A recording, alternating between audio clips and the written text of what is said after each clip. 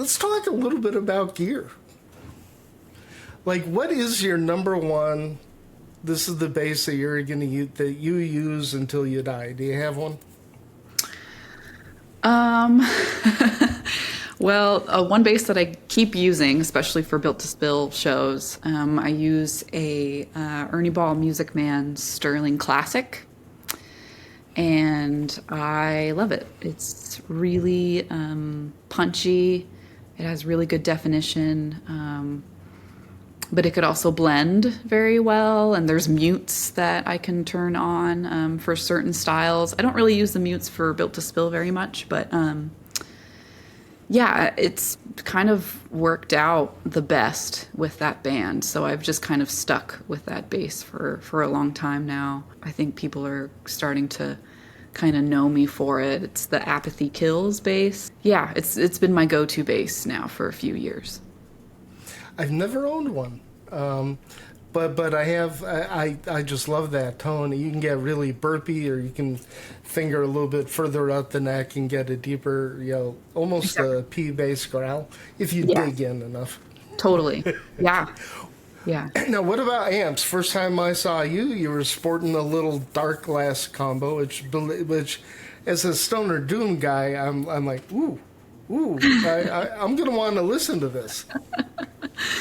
Yeah, I love Dark Glass. I want them to sponsor me. Hey,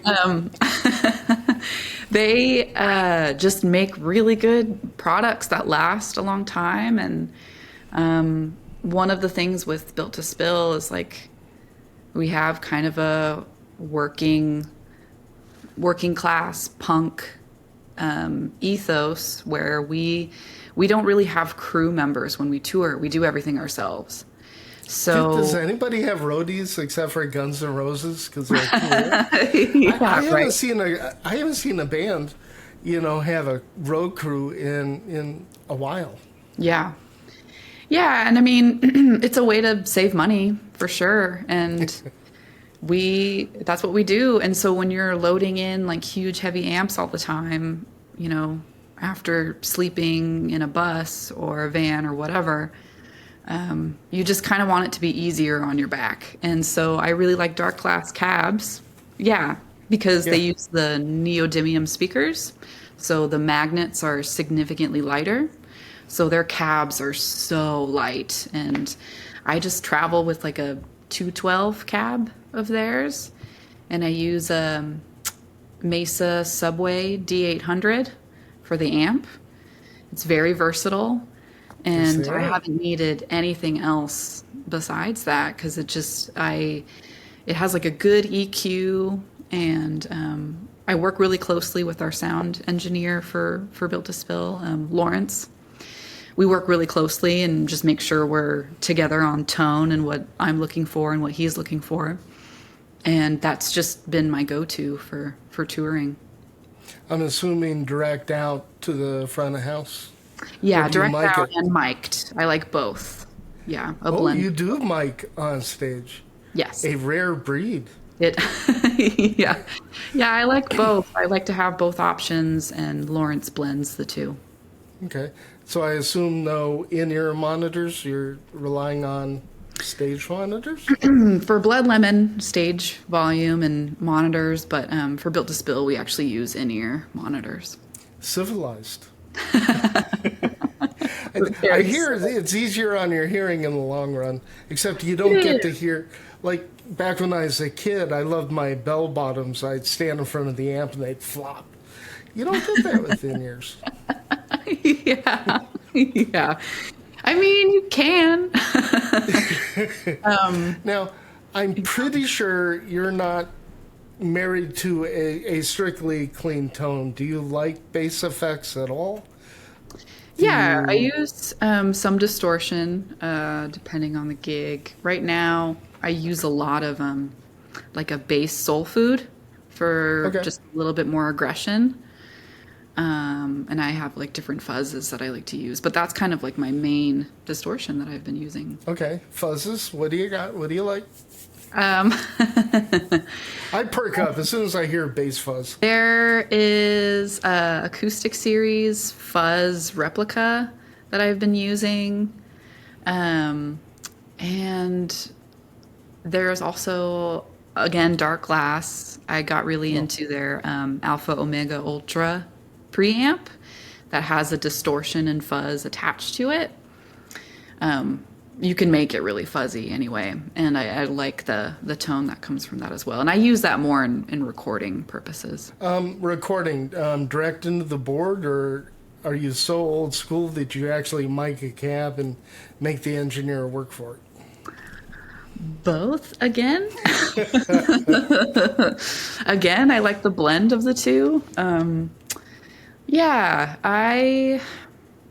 it's hard, right, to find that full body tone and then something with definition too, you know. I definitely have the mind of getting as much sonically as you possibly can and then narrowing it down afterwards for recording. The most exciting pedal on the planet. Do you have a favorite compression, or do you rely on what you have in the Mesa Boogie? I actually use their dark glass compression pedal. Again, dark glass. Hey, we'll see if we can get their attention. Yeah. Yeah, they have a 3-in-1 compression pedal, and it's great. I haven't had to use anything else. And I don't compress too much, but it just gives it that just enough compression. So especially for Blood Lemon stuff where I'm playing like long, heavy riffs and I need to be able to hold the tone out for a long time. That stuff, it's the best. And without drowning out Lisa and her poor little, she uses a really small cab. I can't remember what it was. Yeah, now she uses a small orange combo amp now, but I forget the name of what it is.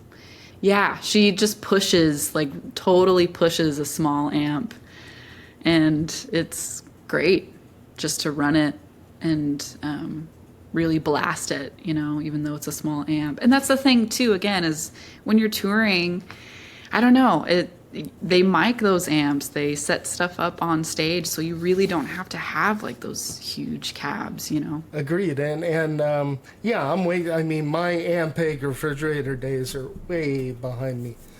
So, Yeah. and thank God we have good modern gear, and that's also something I had a feeling that you were pretty in tune. Also, you seem to be using the same gear for recording and stage. For the most part, the thing with recording for me is I kind of like to use whatever is around. I just think it's more interesting and it captures the moment more. I'm really fascinated by recording artists who record at home and just make do with the things that they have. For live, I'm pretty picky, but for recording, I think it's important to try to be versatile and to, again, work with what you have, because like there's so many options, especially for recording. It can get really overwhelming. So it's been really fun to just kind of learn how to make simple things work. Okay. And then the last piece of gear, I'm always curious, any particular brand of strings, and do you like high tension, low tension, balance? What do you have going on there? High tension. I've been using Ernie Ball for a little while. I really like Roto Sound, again, with the John Entwistle thing. Yeah, they just have like a really good thumpiness.